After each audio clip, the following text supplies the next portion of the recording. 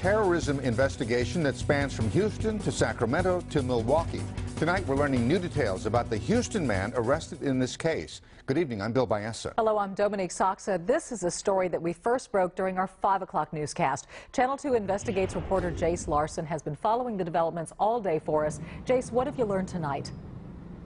Well, we have learned that these suspects are accused of providing support to terrorists and lying to investigators. Federal officials tonight, though, want to stress they don't believe that the public is in danger.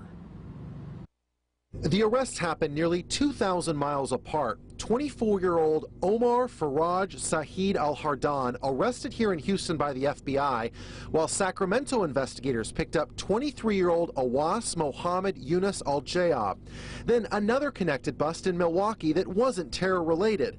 Federal court records show the Houston and California men are refugees from the Middle East. Here in Houston, Al-Hardan faces 3 federal charges: that he attempted to provide material support to ISIS, that he lied on his U.S. citizenship application, and that he made false statements. Al-Jayab faces the false statement charge too.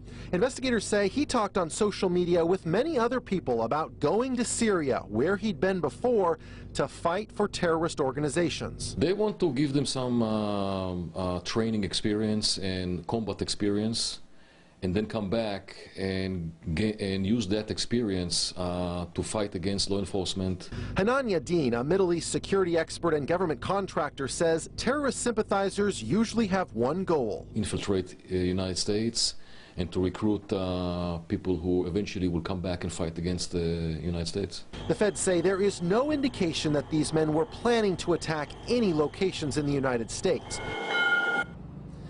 That Houston man is expected to be in this federal court building tomorrow morning at 10 o'clock. We think that the court appearance will be routine. I'll be in that courtroom and will continue to break developments in this case. We're live downtown. Jace Larson, KPRC Channel 2 News. Now, the governor and the lieutenant governor are praising the FBI tonight for these arrests. Now, here's a statement from Lieutenant Governor Dan Patrick. Today's action may have prevented a catastrophic terror-related event in the making and saved countless lives. Here's more now, an in-depth look at the man arrested here in Houston. We already know that Al-Hardan is 24 years old. He's a Palestinian who was born in Iraq. He entered the United States as a refugee in November of 2009. He was granted legal permanent resident status in August of 2011. Al-Hardan is expected in federal court tomorrow morning at 10, like Jay said, and Channel 2 will be there. Be sure and stay with us for the very latest developments in this terrorism case. Continuing coverage on air and online at click2houston.com.